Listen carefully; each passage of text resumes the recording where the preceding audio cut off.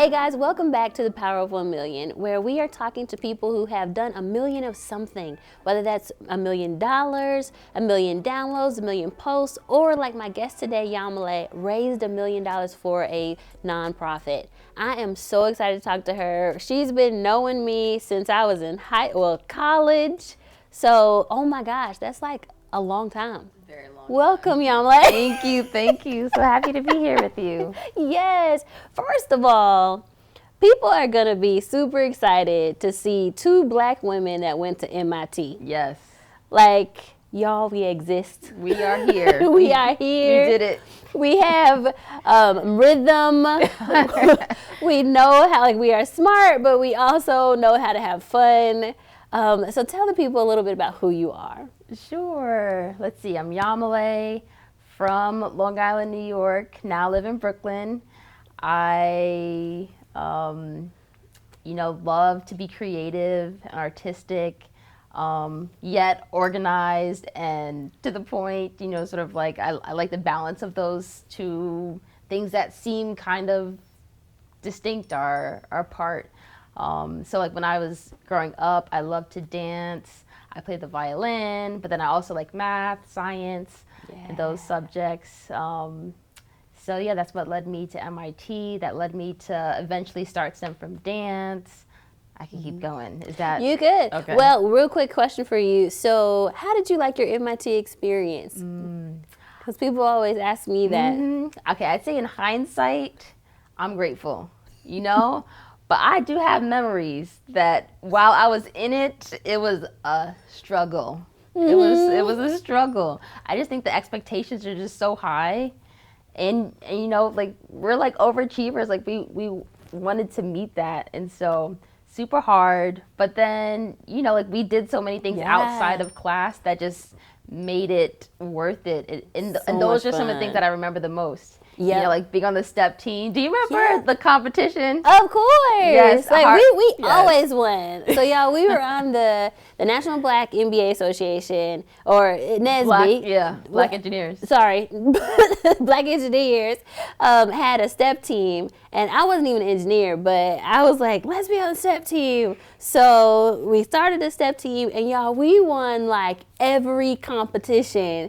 We won Harvard, so Harvard thought they had us. No, we won Harvard step competition. We came down to, I think Dallas had a NSBE convention. We won the NSBE convention.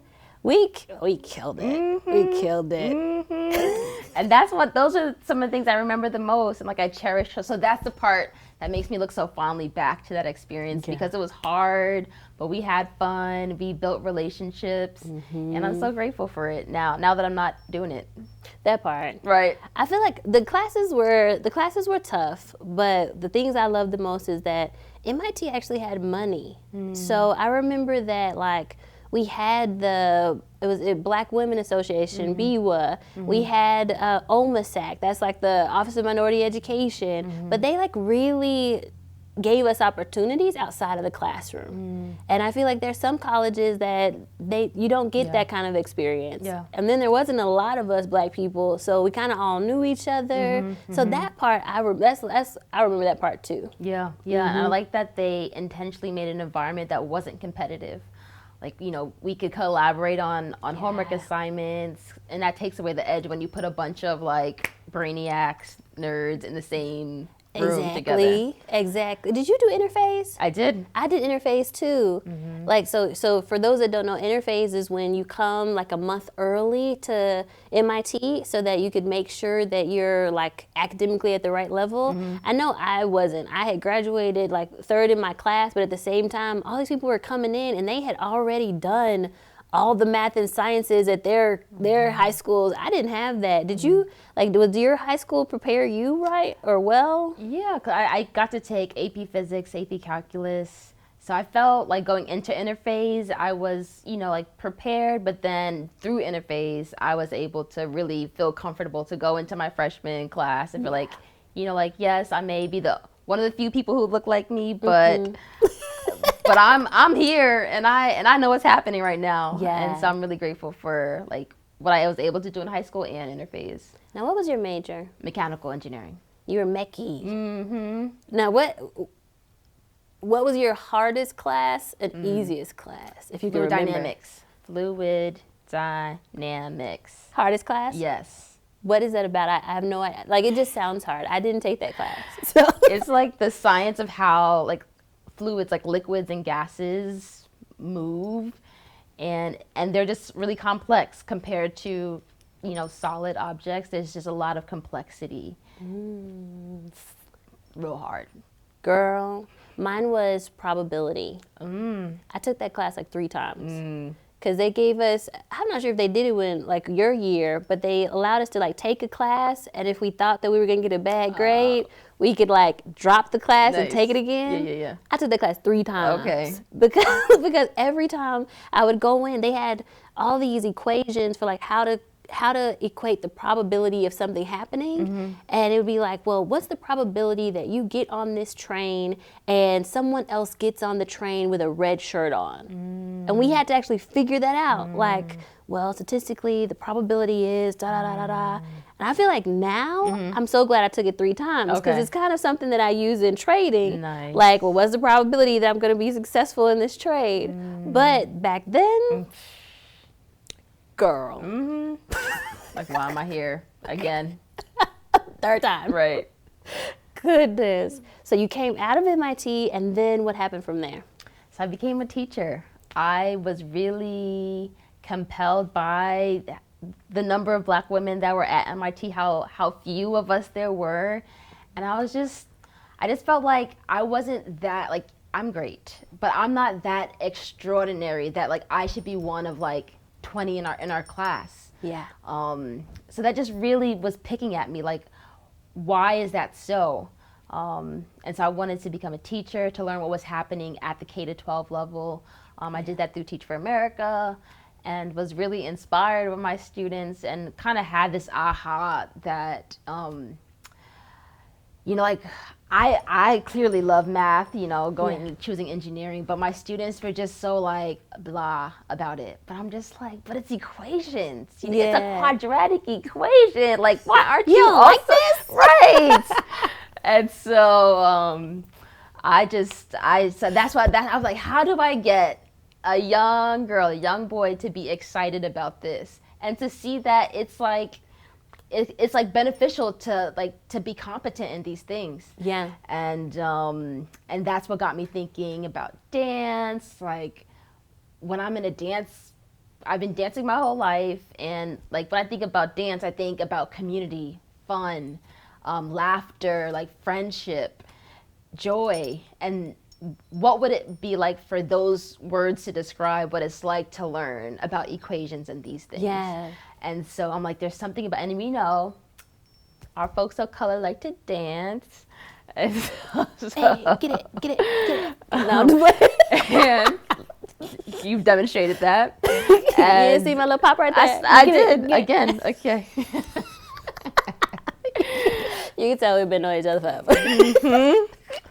So yeah, I saw, like, there's got to be something there. So after teaching, I wanted to explore that, and eventually founded the organization Stem from Dance. Wow. And I want to come back to that, but real quick, her earrings, are you hearing them? Okay. It's a light little tinkle. Should- I think okay. people put it together. That is Okay. the earring. Because it's like the same tinkle, I hear it. It's not super strong, but I do hear it. Okay, maybe I could try to be more still. You don't move my head. Y'all making me laugh. I just outburst. I think it's just the one that's Just the on one. that side. On that, true. Maybe but you got this camera. I can take them off. Maybe I feel like it might be better to take them off. Or do you want? I have like some gold, like a gold loop. You want to switch to that? I have like really small gold ones. Okay, yeah, let's So switch. you Yeah, Go, come. Grab the. because I want them to second hear what you're saying. pair. Okay. Come back, and we're just going to be like wardrobe change. Because, people notice that. Sure. Take it from the top. We could do wardrobe change. Yeah, yeah. Because we were at 12 minutes in. Okay. Okay. That was some good content. Y'all funny. She was like, wait, quadratic equation. And you were like, wait, what? I was like, ooh. And me, I'm like, yeah, they should know that. Right. Y'all have energy like y'all know each other for a while. Yes. Okay. Yes, ma'am. What is that? So I graduated in 06. That is 16 years. And you came in 04, right? Mm-hmm. So what's that 04 to, that's like 18 years. Wow. You old, I'm young. You can see it that way. Yes, Valerie. Those Okay. are good, too. Okay, cool. Yeah, All right. that'll work. So Okay. address the wardrobe change Okay. and roll into it. We're still rolling. And on mine, you can't hear nothing, right? Okay. We'll do that dance again. Y'all, so we just did a real quick wardrobe change because we know you guys could hear the tinkle of Yamilee's beautiful earrings in the mic, so we switched that out. But, so you were last telling us that you thought that the kids should know about quadratic equations. Yes. And I can imagine you being like a super cool teacher. Like, what was that like at Teacher America? Because, you know, I worked for TFA too, and like, it was so cool to see the really good teachers in the classroom. Like, that was the whole point, to get cool teachers in the classroom. So what was that experience like? You know, it's kind of wild how I wasn't that much older than them. You know, like even like I was teaching high school, so I had seniors who were maybe like 17 years old, and I was, 21? So I know I was really conscious of like, I'm the adult, you know, like I have to like tell myself like, I am the adult. I have to like dress so that they know, because I would get confused all the time that I'm a student. So I remember paying a lot of attention to that. But I think eventually they understood that, you're like, I'm the one giving their grades, gonna call their parents. So once that was clear, it was cool. It was, again, like I really wanted them to love math. And I was like, I could do this. Like I just felt like that was like my mission. And I thought that was like a cool opportunity to like be somebody's like 9th grade, 12th grade math teacher. Favorite teacher. Have you talked to any of your old students? I run into them. Yes, I was walking in Soho, had this man like, Miss Toussaint. I was like, Was he cute? No, I'm just playing. Yeah, don't go there. and it was one of my old students. So it's really cool to see that, like, wow, they're like adults in the world now. Grown. Wow, if they're only like 3 years younger, they are grown. They are like 30s, in their 30s. Yeah. What? Yeah. Wow. I know. Did you ever get a love letter though? Because you're cute. So I imagine when you had your hair cute, one of them little boys gave you a Valentine's present. They tried. They tried the hugs. I was like, nah, let's not do that. Okay, let's see what yours. Back up. Right. They tried it, but my again, I goodness. try to keep those boundaries clear. Oh, I love it. So you were in education and you were making math fun. And then what made you want to transition from the classroom? I think I was really motivated by this possibility that I could have an even greater impact. Like, what if I can impact students beyond my classroom? And then I also had this idea, like, man, there's got to be something about how it feels to learn math and engineering and so on. So I was like, I think I want to try this. So I ended up doing like a little pilot at the school. With like a handful of girls. So like, I think there's something to this idea. So that's how I kind of started on that journey. I feel like I remember this season. Like, was this when you were in the apartment with like the colorful, like, yeah, I remember this season. You were like, I have this idea and I'm starting up this thing and I've been doing this thing. So you started at that school, and was it in your classroom or just like an extra outside the classroom? Okay. Yeah, like a little after school program. And then how did you decide? Because a lot of people on here, I'm sure they have these ideas and these like little pet projects. And I have a lot of educators that pay attention to like trade and travel and that kind of thing. Like, how did you decide that this thing you were doing on the side was something that you wanted to put more effort into? I mean, to me, it was just a curiosity. Like, what would happen if I could put these two things together? Like, what would that look like? And And so for me, it was just like taking that step of like starting to like talk to people about the idea and hearing the reactions. I was like, okay, like maybe I do have something. Yeah. And to me, I think like the best thing I did was do that little pilot. Because I got to see what the reaction was from the students, which was like I got good feedback. They were saying like, hey, this kind of feels like two things. Like I feel like I'm dancing and then I'm doing math problems. Yeah. And so I think if I had just like spent more time trying to design this perfect program, I wouldn't have gotten that feedback. So that's what I am glad that I did, like looking back. Yeah. And you all, as you're listening to this conversation, I want you to know, like in context, that STEM from Dance has actually grown to be like this huge program where they've gotten over millions of dollars of funding, partnered with Nike. Yamilee has been on the cover of, is it Essence? Mm-hmm. Essence. Well, not cover, inside, but in essence. In my no, you were on the cover. What, oh, you like the were little, on like cover. the little, okay, not like, okay, like you mean like the little, like in the corner. But girl, it's the cover You're to right, me. you're right. Let me I not stop took a you. picture Go of the ahead. cover and sent it to you. Okay. I got it in my cell phone. It was the cover. You're right. So like you're getting to hear how all this got built from the nonprofit side. So like pay attention to these little things, like these little moves that like change trajectory of like kind of everything in your life, because it might be something that you're doing right now that can end up being something really big. So you're doing this thing on the side and you're starting to feel like, okay, this is something I want to put more time into. One question I have for you is, sometimes we talk about the idea of your job being the investor for your business. Because instead of just quitting right away, like keep that job so that it can pay for the thing. So there was a time in there, right? Yeah. Where you decided to like still work, but it was funding the project. Can you Right. talk a little about that? Yeah, for the first, I want to say, almost 6 years or so of building STEM from Dance, I had a full-time job. And eventually that shifted to part-time, to then eventually being able to work full-time for STEM from Dance. Yeah. And at the beginning, I never thought that it would take so long to be able to work full-time for the organization.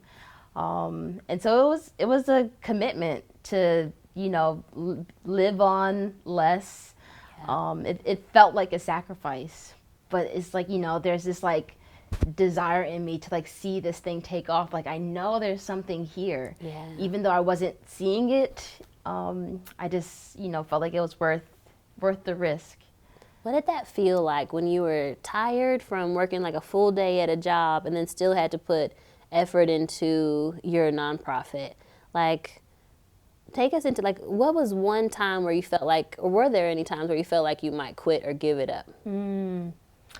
I think the one thing I do appreciate from my job, I actually was working at Teach for America, and like every manager I had was so supportive of STEM from Dance, and so it didn't feel like a competition of my time necessarily. Like one felt like it was supporting the other, so I'm grateful for that. And there were times when, again, it just wasn't taking off as quickly as I wanted to. Like at the beginning, I'm just dreaming big, like, okay, we're gonna be across the country, across the world. And it's like only now that these things are taking place. And so I remember crying about it, like, man, like this thing I'm pouring so much effort into just like isn't taking off as I want to. And just really being impacted by that.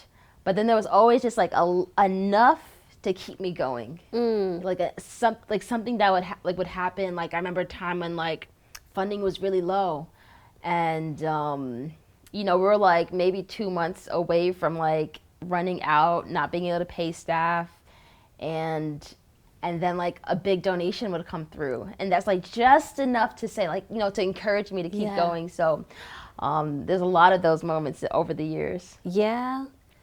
Or do you remember another one? Because I feel like that's a good story. I think one early on is when I did that pilot at the school.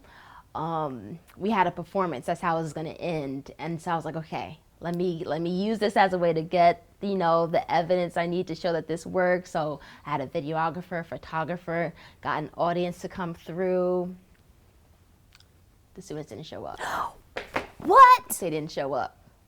They didn't show up. Girl, how do students not show up? For their own This show. their performance. I know. What happened? Afterwards, I found out that there was, like, they had issues getting back into the school building, like, after hours, and those basketball, and But that was a really low moment because I'm already in this place where I'm like, I don't know if this idea is going to take off. And I'm having to call people to like, hey, you're probably on your way, but like, don't come anymore. And also, I feel like I'm putting my own name on this. And so it was just really disappointing because I don't want to be seen as a failure. And it felt like a failure. Yeah. And so that was hard to bounce back from when I didn't already have slightly confidence in the idea fully yet.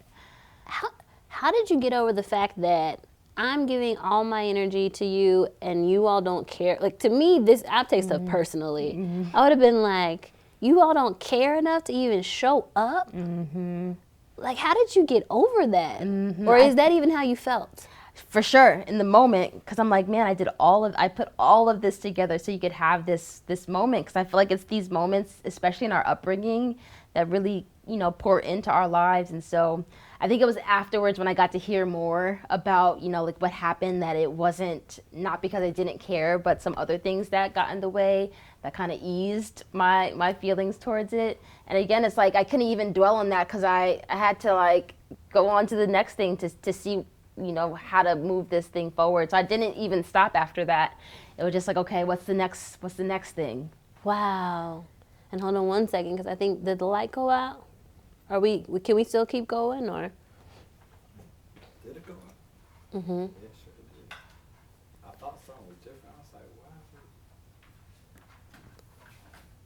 is it? I thought you noticed because I heard you like rumbling for something. I was like, wait, something's up.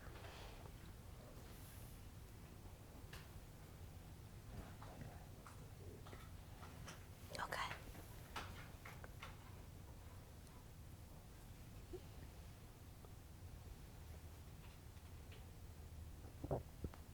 I can't believe that.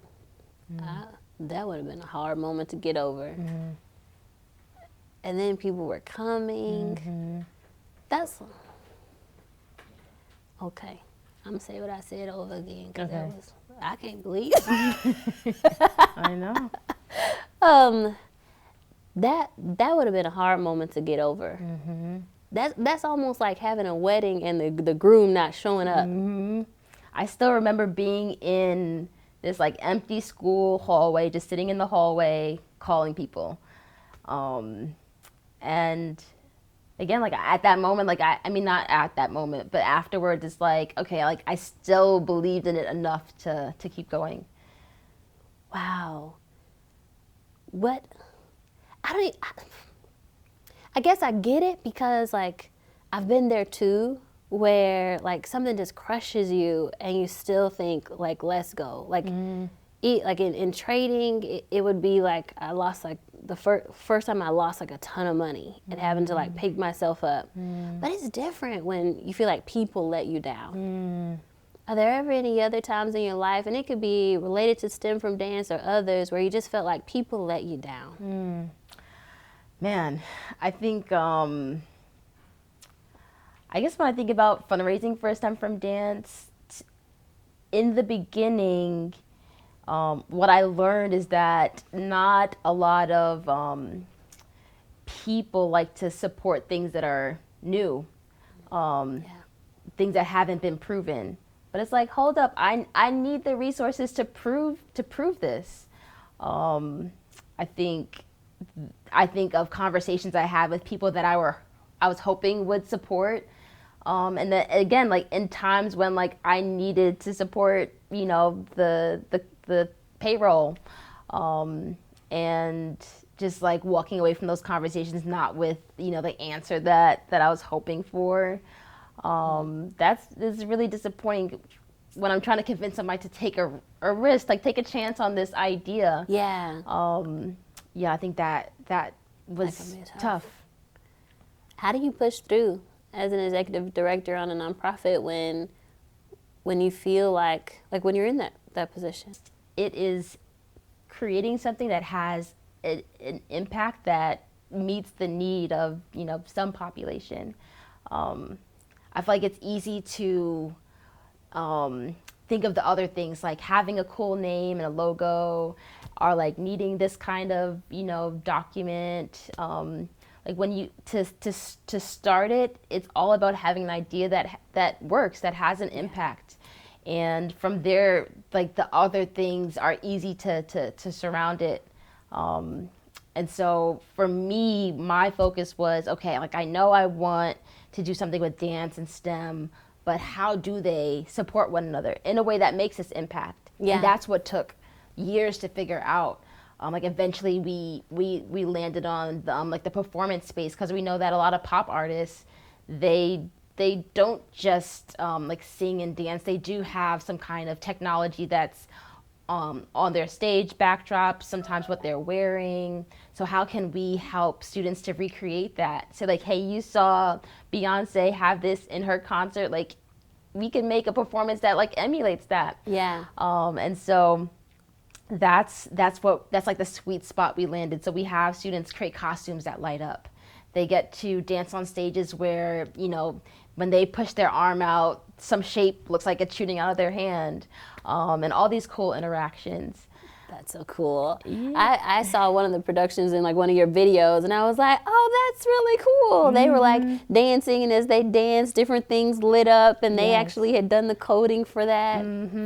That's so cool. And so once we figured that out, you know, it was much easier to get the resources, to get the team together, to see the girls get excited, to see the results that we had hoped for. So that to me is like the most central part of building a nonprofit, building a program, is just making sure that the impact is there. Now, so did it not always start like that way? No, like at the beginning I wanted to do dancing and math tutoring. Then I tried like dancing with like robotics and math tutoring, and again, like what I was seeing is that they were like two separate. Okay. I wanted a way that they came together, and it wasn't gimmicky, like, okay, let's dance the DNA helix, let's dance a quadratic equation, y'all, you know, come on. You know, because I wanted to feel relevant, I wanted to feel authentic, and to me it is authentic, because we know like sometimes when we're just like around, I know like when I'm around like other friends that like to dance, we'll just like make up dance, we'll just freestyle. Yeah. And like, hey, we could teach you these things with technology that make that even cooler. And that's our pitch. So yeah, it took a while for the idea to evolve to that place. I could see some of these girls eventually like being the people that actually like build these big production sets for Beyonce and all these different performances, because they have the skill set and they of course love to dance. Right. That is so cool. Now, coming back to the story behind it, how does it feel though when you have to start managing staff? And how has that been?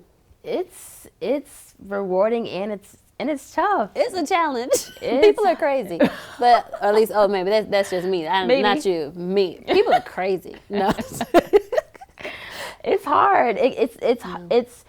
But it's important, because it's like I know that, and what's really important to me, even being the founder, like I can't do this myself, and I want it to be bigger than me. I don't want it to be dependent on me. And so, you know, I need a team who can carry these different parts of the organization, who feel a sense of ownership and care about it. So I think a lot about how we choose people to be on the team, and the culture, the expectations. You know, I like to set high expectations, but provide a lot of support to reach them. And you know, just dealing with people, it can be challenging, because you know, we're not one dimensional. We don't just like separate our, you know, we just don't bring our professional self to work. We bring, you know, everything. Right. Yeah. And so, but I know that in order for people to feel fulfilled and satisfied to do the work, that they need to, you know that they're, you know, I have their back, I care, I support them. So, so that's been like the rewarding part of it, is just like encouraging people and seeing them like become, you know, stronger, wiser, you know, all those things. Now, we're not taught how to manage people at MIT. So, like, how did you learn that part? I think it was like doing the clubs, like being, you know, I was like chairperson of the Black Women's Alliance. I was involved with NSBE. I led the dance group, Mocha Moo. So I had so much experience. Also, my father, in addition to like being inspired by him becoming a mechanical engineer, like he founded a nonprofit that supports orphans in Haiti. So I got to see his journey. I got to see what it was like for him to like prepare for meetings and such. So I feel like I was able to like get some practice. So by the time, you know, I was, you know, starting as a manager, I feel like I had like some instincts already. Yeah. Now, who was the first person who showed up late as a staff member? Do you remember that? Or who didn't show? No, because I like to start on time. Okay. Yes, we are on time kind of organization. Okay, Ms. Yamilee. Yes. Okay. Yeah. I love timeliness. Yes. I love that you're like, no. I am not on CPT time, Black people's time, not today. What about, who was the first person you hired? I remember her. She ran like our Saturday program, and I just remember being so excited that like I again like it didn't rest on me. Yeah. Like if I wasn't there, it could still happen. Yeah. So I remember being like really excited, and we had some volunteers support her. So yeah, I could like, and it's interesting. She like years later she came to like a STEM from Dance event. It was like so cool to connect with her and be like, you were the first. Like now there's so many more, but you were the first. So I think I look back on that fondly. Oh, that's so cool. All right, I'm gonna shift gears a little bit. Okay. So she's like, oh Lord. What you got? So you started your organization, it starts growing. And then like, when was the moment that it stopped being a struggle? Like, what did that phase look like? Yeah, I think to maybe 2020. I think that was the first year that we exceeded our projection for how much we were going to fundraise.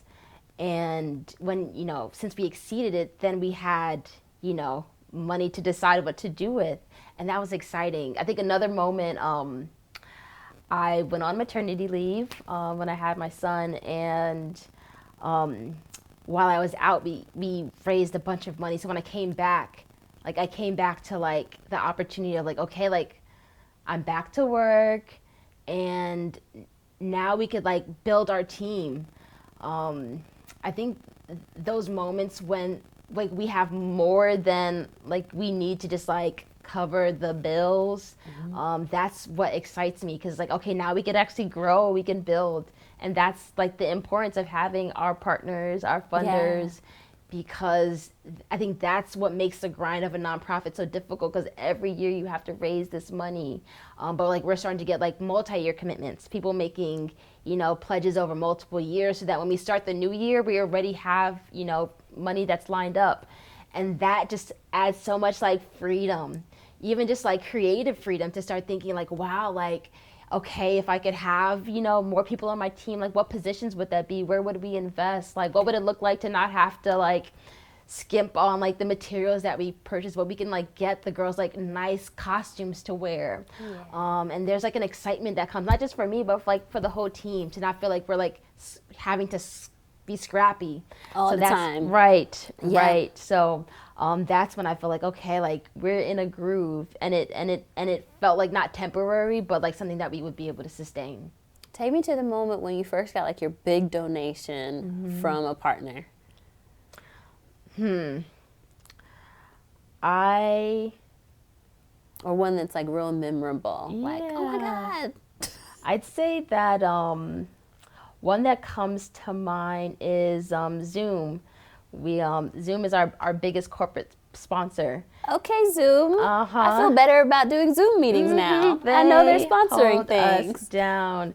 And it just felt so exciting, because in my experience, I found that companies wanted to see us have a bigger footprint to want to sponsor. And so it's like, okay, like we're here, like we arrived to that place when a company, you know, sees the value of their investment in the work that we're doing. And I remember getting that email and just doing a little celebration dance, you know, like we got this, like and it's like evidence that like even a company as big as Zoom can recognize our impact. Like the CEO of Zoom like mentioned us in his keynote to the company. wow. Yeah. And so so those are things where it's like, okay, I could see where this can go, that this isn't even like the peak. There's more to come Yeah. from this. So there's been a lot of those kind of moments. I heard that Nike also invested. Is that right? Yep. Nike's How one of did our that sponsors. go? Yeah. I think we're supporting their but their emphasis on dance now, and excited to be part of that conversation, that like when people think about dance, they think about girls of color in STEM, that, you know, these companies are thinking about STEM from dance. I love it. I love it. Now, you've been doing this 10 years, and I wanted us to have the conversation a little bit about, like, when you've been in the grind and doing something for 10 years, like, how do you feel? So, do you still want to keep doing it now? Like, that's a long time to be doing something. It's a good question. And being at this 10-year mark makes me reflect a lot and see, you know, what I've been able to accomplish, and also think about what's still possible, especially now that it's not that grind of like trying to survive. You know, so I still do have like dreams about like what's possible with the organization, and what's possible with, you know, having a bigger team, and even starting to hear about what the girls are doing. That still gets me really, you know, excited and motivated. I think there's a part of me that wonders, like, okay, like what else is possible? Like what else can I do? You're super smart, and you like built this whole company. So I feel like there's some transferable skills that can be used for other things too. I think so, Like, for sure. And I don't know what that could be, but I think it's possible. So it's like something I think about. But I know that so much of like STEM from dance feels like it's part of my legacy. And so I'm like still like really committed to seeing us like really be stable and sustain, that it's not something that comes and goes. Yeah. Like we're talking about starting an endowment for the organization. Like, what does it look like to really make this opportunity exist for generations, and not just in New York, not just in US, but globally. Like I've seen, like we did work in Australia. We got to do some workshops there, and cool. seeing that like on the other side of the world, you know, there are girls who, you know, have the same challenge of just like wondering if they can do things in STEM. And like that inspires me to see like what will it take to bring this to more communities, for girls to have that feeling of like, oh wow, like I can do this, I can have a feature in this. So I'm still really motivated about that dream. I can tell that you're still passionate about it. Is it currently just in New York, or is it New York, and then we do virtual programs across the country, and then this summer we're going to be in 8 new cities. what? Which cities? Or can you tell that yet? To be announced. Okay. Check the website. Wow, you guys are going to 8 cities? Now, what does it take to scale and expand? A lot of thought, because I want to do it carefully, very strategically, and so we're thinking a lot about how we can equip other educators to be able to like fulfill this model. So thinking about that trainer model, also seeing how we can expand our summer program. So really looking at like the parts of our model that's most positioned for scale, and how do we, you know, scale in a way that, again, like that we can sustain. So, and again, like we're finally in a position to really be thinking about that. I've been thinking about that too. Like even with trade and travel, there was a point where it was just me teaching. And then now the course is online, and we have some students that I've trained that are now like able to do study groups. But do we have now we're thinking about international. Like, do I have a Teri in Brazil that I train, but they're able to teach in Portuguese, or somebody in Spain who's able to teach in Latin? Because everybody needs investing, but like, how do you expand well? It does take a lot of thought, and it takes a lot of just clarity and then understanding of like, what is the best model. Clarity is huge because it's so easy to start being pulled in different directions. Like I get asked all the time, like, what about boys? And it's like, you know, it's I think the model can be effective for a lot of people, but you know, we do have this focus because we know the I have my lived experience at MIT, and like we know the data. So like being really clear so that like we don't end up drifting from like our true goal. Yeah, and that can be a real problem. Like when you stop being focused and you try to do everything, then it's hard to do anything well. Right. I think that's important. Now let's shift a little bit into like family life. So you just recently became a new mom. Well, I say recently, but like a year and a half ago. You became a new mom. How is it to run a business and be a mom? It's kind of like, I guess I'm like used to like this balance of like, you know, having the full-time job and building STEM from dance. So I feel like that skill has come in handy. And then, you know, I had my son during the pandemic, and so I've been for most of it, almost all of it, just home, watching him, on calls, you know, doing that hustle, which I'm grateful that, you know, I did have the chance to spend more time at home with him, but it's hard. And so, you know, like even like the shift to daycare is really important because it's like I want to not let becoming a mother mean like I can't continue to build this thing that I still really believe in. Yeah. And so it's been like really important for me to be able to do both like fully. You have also family support too, right? Because your family's here in New York. Has that been helpful? Totally. That's good. Now, any last things that you want to tell people? Like, what are some things where you feel like if someone is building a nonprofit, like these are some things and now you can speak straight into this camera, but these are some things that you want to encourage them with, or things that they should know. I would say, I think first, like going back to this piece of clarity, I think just be really clear about what you want to accomplish and take one small step. I think it's easy to dream big. I wanted to be across the world from day one.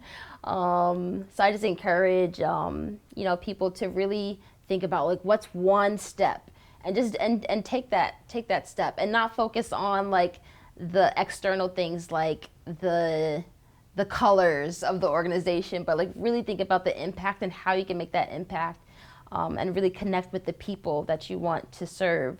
And when something works, the resources they come. So yeah, I would really encourage that, and it takes a lot of persistence, a thick skin, and just like a focus on like why, like the why, like my why drives me to like do it for 10 years and do it for longer. So that's meant a lot. What about, one other question. What about for educators? Educators that are looking to pivot? Because I know a lot of people in education right now are hopefully still passionate about teaching, but now looking to pivot into something else. Like, what would you encourage them with? I think, you know, what I thought about as an educator is like, what value can I have? Like, what perspective do I have? And what's the gap? I think there are so many challenges in education. So I really encourage people to think about like what is that thing that you can bring, that's different, that's fresh, that that just doesn't exist already. I think there's just so many of those gaps. And for me, I was like, okay, I got my spark from thinking about, you know, like that motivation that I wanted to see my students have. Like, what's that thing that just like itches at you that you know you can solve? And then again, like, what's that one step that you could take? Because I feel like once you try it, it's like encouraging to like feel the accomplishment. Like I had an idea and I tried it. And then when you take one step, it becomes easier to take the second step. So, encourage educators to think about that unique value that they can add. I love it. How do people get in touch with you? Yes, so, STEM from Dance, our website, stemfromdance.org. We're on social media. I'm personally at Yamilee Beach. My email, Yamilee at stemfromdance. Email me. I love to hear from people. You guys are doing your 10-year anniversary too. Yes. So are you all doing a raise or anything fun for the 10 year? Yes, we have an anniversary fund that we're really excited to really invite people to invest in the next 10 years of the organization.